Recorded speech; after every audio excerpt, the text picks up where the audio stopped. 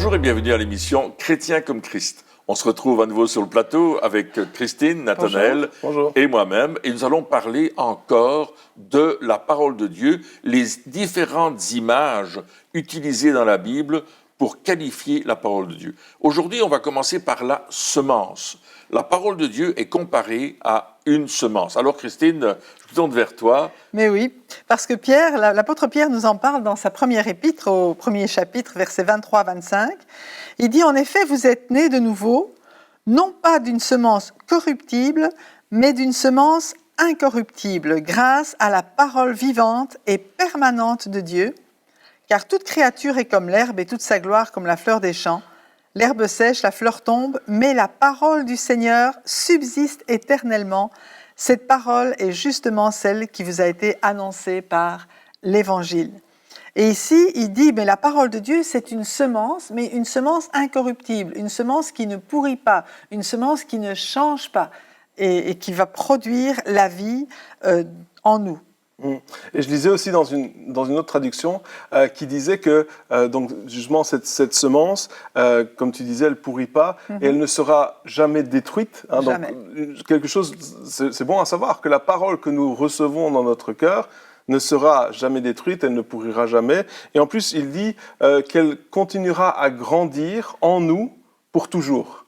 C'est-à-dire que lorsque on commence justement à recevoir cette parole comme une semence, elle grandit encore et encore et encore, et elle continue à quelque part à porter du fruit dans notre vie. C'est un peu ça l'idée de la semence. Alors, dans la semence en elle-même, à l'intérieur, il y a une ADN. L'ADN de ce qu'elle va produire. Derrière chez moi, dans mon verger, il y a un chêne. Et tous les ans, ce chêne produit des glands. Et on ne fait pas attention à cela. Mais tous les ans, il y a des petits chênes qui poussent. Alors ils ont peut-être 5-10 cm, mais on les voit sortir de terre, et quand ils ont des feuilles, on sait que ce sont des chênes. Parce que dans le gland, la semence du chêne, il y a l'ADN du chêne. Et elle va produire donc des chênes.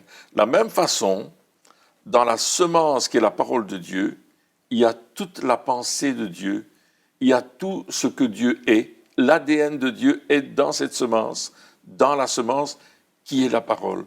Et elle va produire en nous la vie, et elle va produire en nous la pensée de Dieu, les qualités de Dieu, la manière de vivre de Dieu va naître en nous si nous donnons à cette semence tout ce qu'elle a besoin. Si on l'arrose, bien sûr, si on en prend soin, ça va devenir extraordinaire.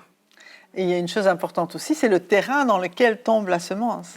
C'est vrai. Et à ce niveau-là, Jésus a donné une parabole qui est quand même très importante et que nous lisons dans Matthieu chapitre 13, les versets 3 à 9. Donc il leur parla en parabole sur beaucoup de choses et il dit « Un semeur sortit pour semer. Comme il semait, une partie de la semence tomba le long du chemin. Les oiseaux vinrent et la mangèrent. Une autre partie tomba dans un sol pierreux où elle n'avait pas beaucoup de terre.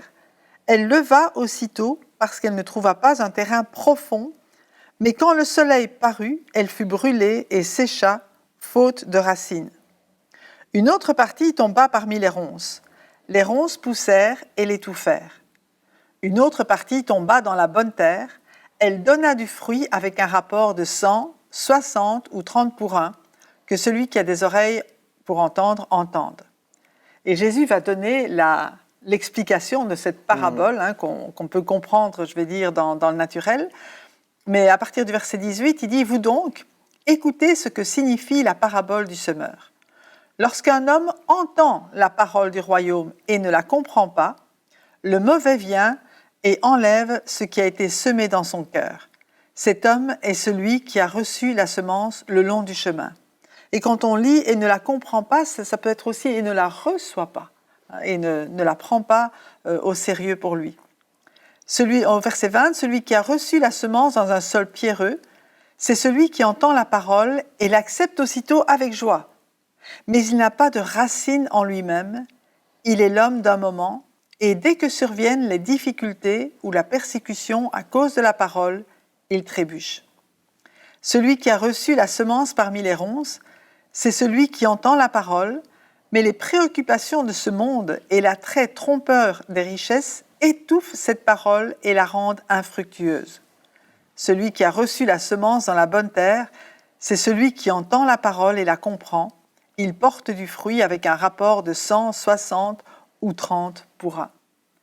Alors je crois qu'il y a beaucoup de richesse dans ce passage, il y a beaucoup de situations qui sont expliquées, mais ça montre aussi l'importance de l'état de notre cœur quand nous entendons cette parole, afin de la recevoir et aussi de bâtir quelque chose de profond. De ne pas seulement dire « Ah oui, c'est chouette, on y va », mais de permettre à cette parole de pénétrer au plus profond de nous-mêmes. Oui, donc c'est important que tu dises qu'on ne parle pas juste de comprendre, de la compréhension humaine, intellectuelle, mais on parle ici d'être ouvert à ce que cette parole peut avoir. Parce qu'on peut avoir une attitude fermée, on peut en disant ben non, ça c'est pas pour moi, je rejette cela, et là forcément, comme on l'a dit dans l'émission précédente, ça n'aura pas de fruits, il y a rien qui va se passer parce que on ne la veut pas pour nous quelque part. Mais moi, voilà, je me pose des questions sur les deux cas où ça commence à prendre, et puis après ça ne fonctionne pas. Pourquoi ? Qu'est-ce que si je me dis j'ai envie d'être de la bonne terre, qu'est-ce que je dois faire ? Quelle est l'attitude que je dois avoir ? On voit d'abord 3 terrains avant d'arriver à la bonne terre. Mm-hmm. Je pense que c'est 3 possibilités dans la vie d'un être humain.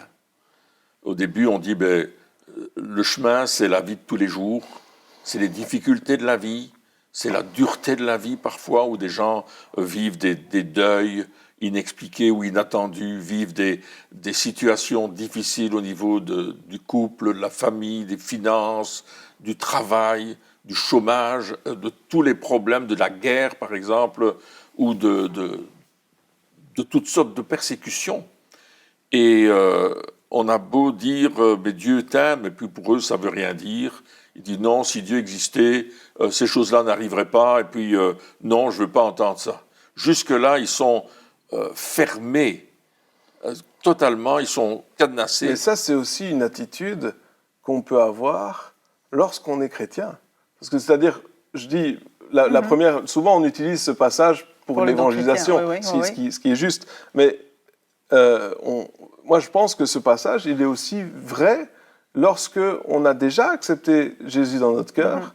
Je pense qu'on peut avoir cette attitude-là de dire non, mais alors ça, c'est peut-être vrai pour lui, mais pas pour moi. Ce qu'on avait dit dans l'émission précédente, quelque part, on peut avoir cette attitude-là en tant que chrétien et refuser cette parole de Dieu, et puis après s'étonner qu'elle ne porte pas de fruits dans notre vie. Donc ça, c'est la première, le chemin, c'est cette attitude de dire... on dénigre. De dénigrer finalement, de dire j'y crois pas, ou j'y crois plus, ou je veux pas essayer même de croire, ce qui est dangereux aussi pour notre vie. Mais ça peut être aussi faire un tri.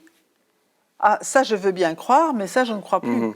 Ça c'était pour avant, mais c'est plus pour maintenant. Et du coup, on se ferme à tout ce que la parole de Dieu peut produire en nous parce qu'on a décidé, ça ne concerne plus le temps d'aujourd'hui. Or, on a vu que la parole de Dieu est éternelle, elle ne change pas. Et tout ce qu'elle dit n'est pas basé sur l'époque dans laquelle on vit, mais est pour nous aussi aujourd'hui. Donc, faisons bien attention de ne pas faire un tri humain entre ce qui est acceptable aujourd'hui et ce qui ne l'est pas. Sinon, on va se priver de toute une partie des richesses de la parole. Oui, tout à fait.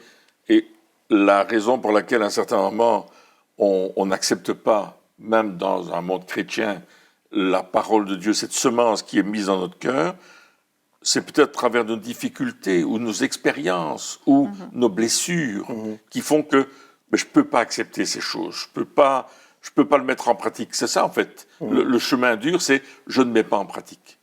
Alors, le premier endroit, à travers les pierres, il y a des difficultés, mais il y a de la terre quand même.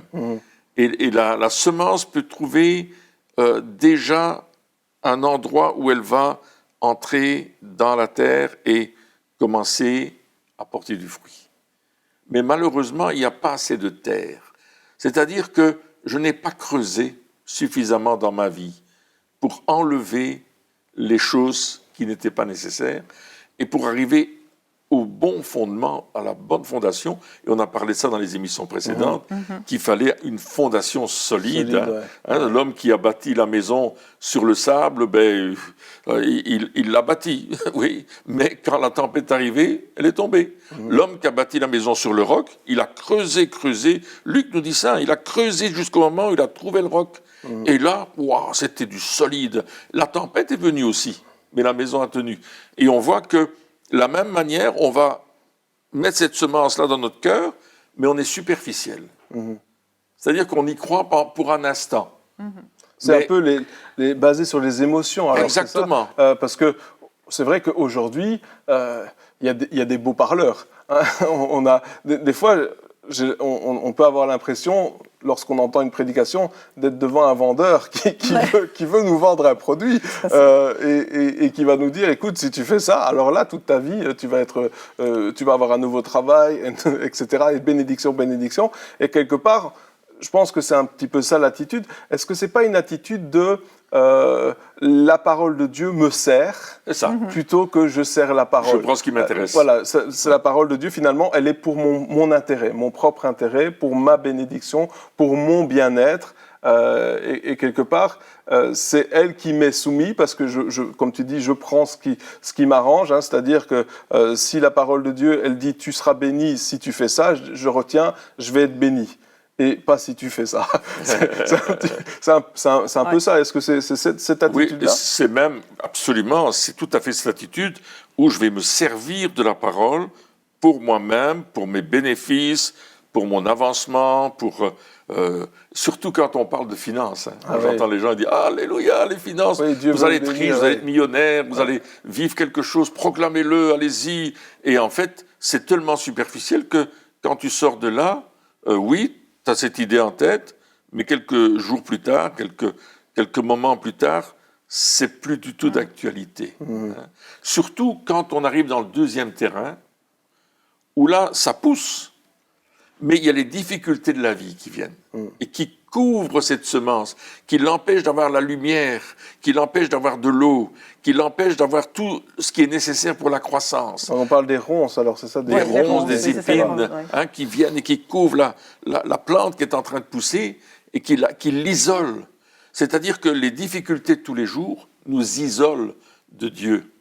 On a nos regards sur les difficultés, on a nos regards sur les défis, on a nos regards sur les factures, on a nos regards sur les maladies, on a nos regards, mais on n'a plus notre regard sur Dieu.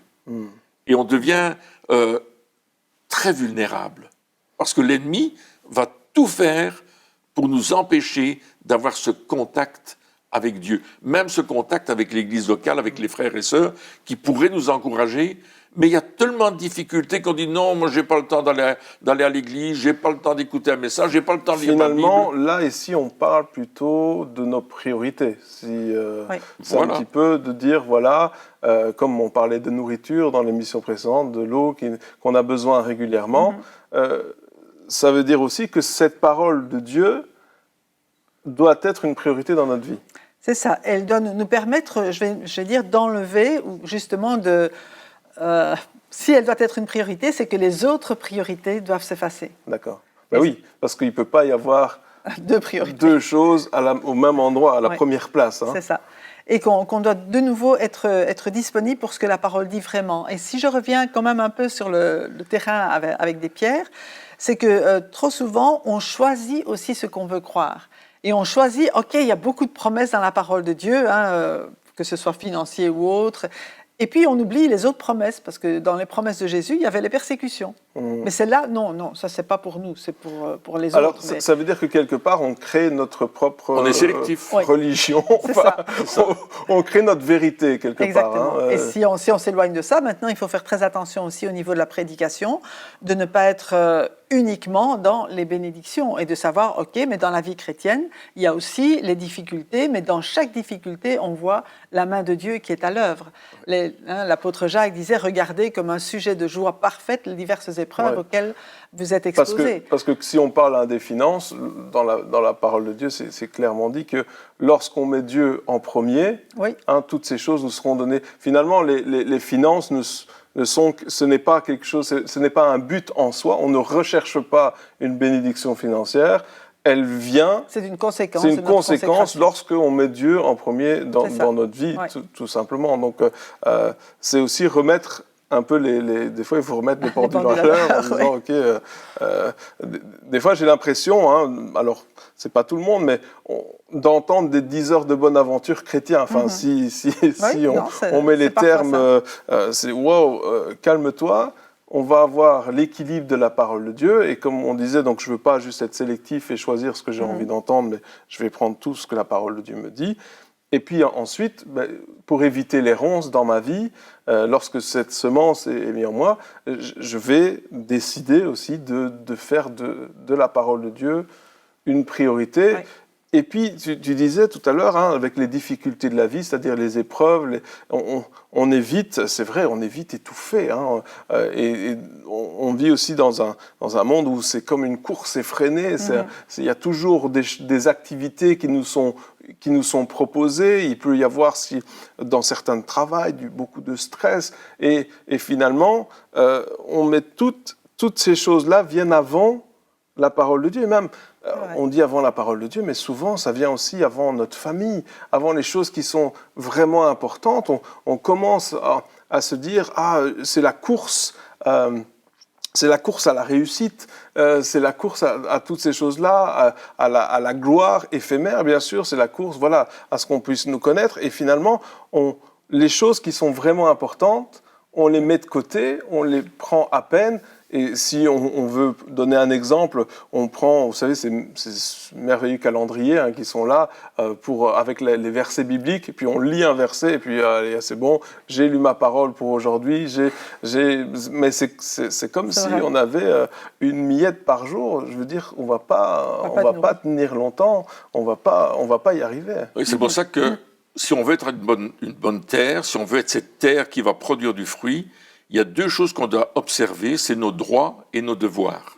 En tant qu'enfant de Dieu, j'ai des droits. Dieu m'a donné accès à la bénédiction, il m'a donné accès à des choses tout à fait promises. Je suis assis avec Christ dans les lieux célestes, je suis béni de toutes les bénédictions spirituelles en Jésus-Christ. C'est un fait. C'est des droits, c'est des choses qui nous sont acquises à cause du sacrifice de Jésus, à cause que je me suis identifié à Jésus. Et puis il y a nos devoirs, c'est-à-dire les choses que je dois faire pour aller plus loin avec Dieu.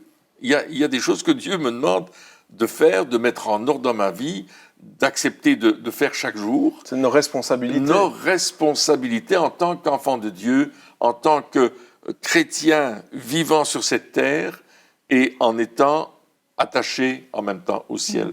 Et là, j'ai des responsabilités parce que je fais partie d'un autre royaume, qui est le royaume de Dieu. Et là, je vais devenir une bonne terre parce que je mets un équilibre entre mes droits et mes devoirs. Je fais les bonnes choses. Je vais devenir une terre productive parce que je suis centré non pas sur moi, mais sur Dieu. Je fais tout pour plaire à Dieu. Je fais tout pour lui être agréable. Je fais tout parce que je l'aime. Pas pour obtenir quelque chose, mais parce que je l'aime. Parce qu'il est présent, il est mon Dieu, mais aussi mon Sauveur. Il est celui que j'aime, tout compte fait. Oui, et puis c'est encore une fois cette relation avec Dieu, cette relation d'intimité avec Dieu. Et il y a ce passage que j'aime beaucoup qui dit « Arrêtez et sachez que je suis Dieu ». Et moi, je crois que lorsque on dit « arrêter et sachez », donc prendre un instant pour s'arrêter, je crois que ce n'est pas quelque chose qu'on doit faire une fois par semaine ou une fois par mois. Je crois que c'est quelque chose qu'il faut faire au moins une fois par jour dans l'effrénie, parce que c'est vrai, dans cette course effrénée de la journée, de dire « stop, je m'arrête et je vais prendre du temps ». Et je pense que déjà, si on arrive à s'arrêter, déjà, si on arrive à faire quelque part, des fois c'est un pas de foi, parce qu'il y a tellement de choses qu'on se dit, si je m'arrête, je ne vais jamais réussir à faire tout ce que j'ai à faire. Et pourtant, ça veut dire aussi, lorsqu'on s'arrête, on dit à Dieu, Seigneur, tu es ma priorité.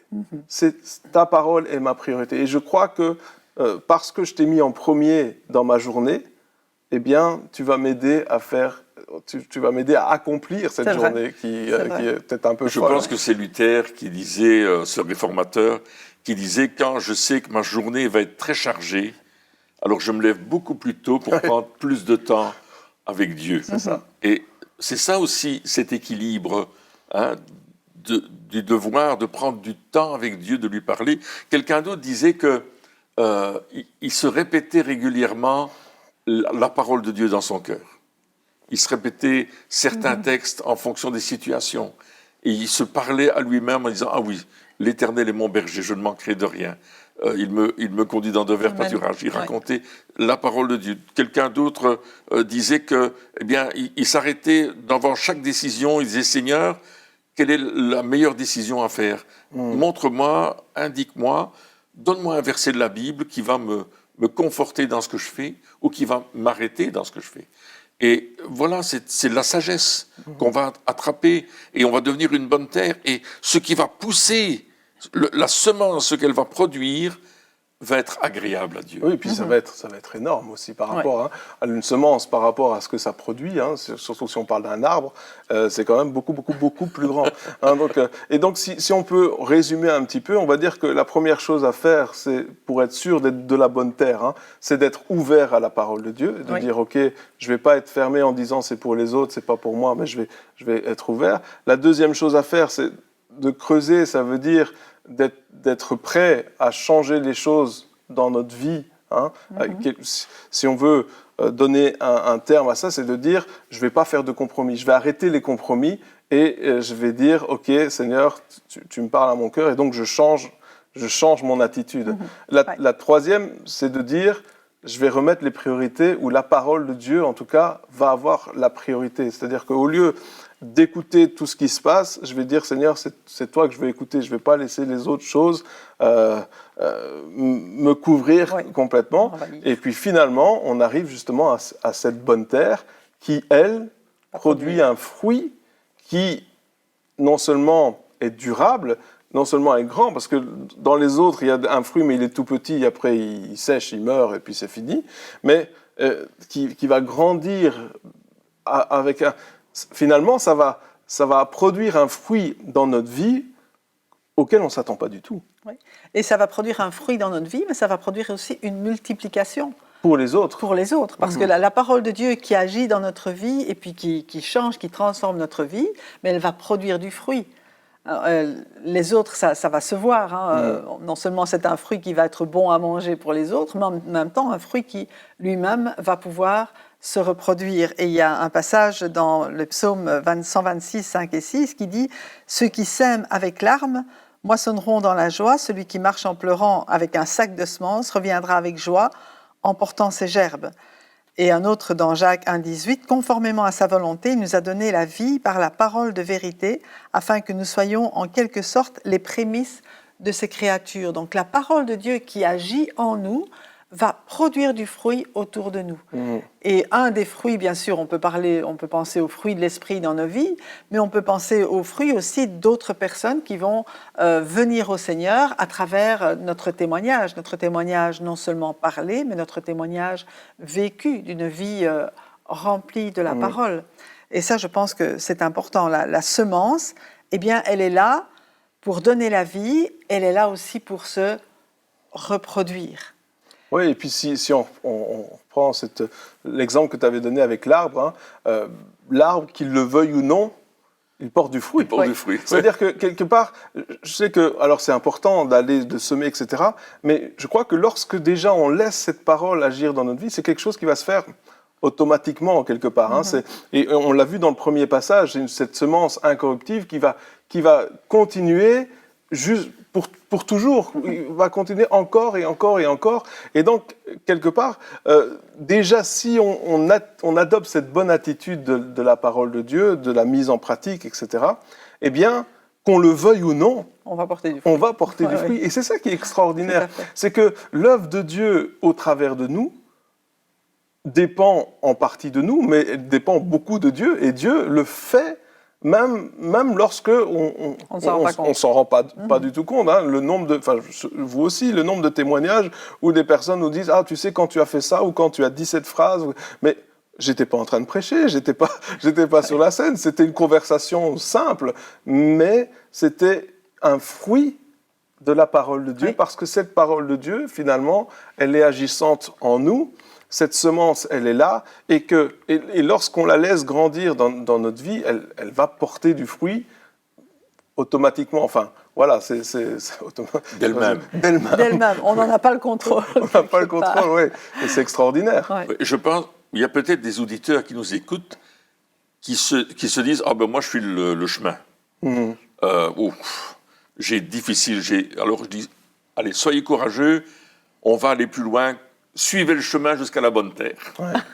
Ouais. » Puis il y en a peut-être qui sont dans les cailloux, ça a poussé, mais ils ont abandonné très vite. Ils ont dit « Oh, c'est tellement difficile. » C'est pas difficile. Peut-être pour vous, vous trouvez que c'est difficile, mais maintenant, Dieu, lui, il vous dit « Je vais t'aider ». Peut-être c'est les épreuves qui étouffent ce qui a été semé dans votre vie. Et Dieu est en train de vous dire « Je vais enlever les épreuves et je vais vous faire grandir ». Le peu de lumière, le peu d'eau, le peu de nourriture que vous allez recevoir, vous allez grandir et vous allez devenir une bonne terre. Alors, engagez-vous plus loin avec Dieu. Allez plus loin avec Dieu parce qu'il veut votre bénédiction, il veut que vous portiez du fruit, il veut vous bénir. C'est son désir pour vous. Il veut vous bénir, il veut que vous deveniez un chrétien mature, solide, qui vit la gloire de Dieu. Et ça, c'est important, n'est-ce pas? Oui, absolument. Et si justement vous avez entendu ces paroles aujourd'hui, c'est pas parce qu'il y a une condamnation qui est sur votre vie en vous disant que vous n'êtes pas assez bien, mais c'est parce que justement Dieu veut vous aider à porter du fruit. Dieu a le désir de changer votre cœur au travers de sa parole. Alors, c'est une décision que l'on prend de dire, moi, je veux devenir une bonne terre. Et vous pouvez prendre cette décision maintenant en disant, Seigneur, je te demande pardon si j'ai laissé des compromis, si j'ai refusé ta parole ou si je n'ai pas fait une priorité, et dire, Saint-Esprit, aide-moi à devenir une bonne terre. Et vous allez voir que cette semence, cette parole de Dieu, qui est cette semence, va produire du fruit en vous. C'est cette parole qui va agir dans votre cœur et qui va produire du fruit. Eh bien, chers amis, merci d'avoir suivi cette émission et on se retrouve très bientôt pour la suite. Au revoir.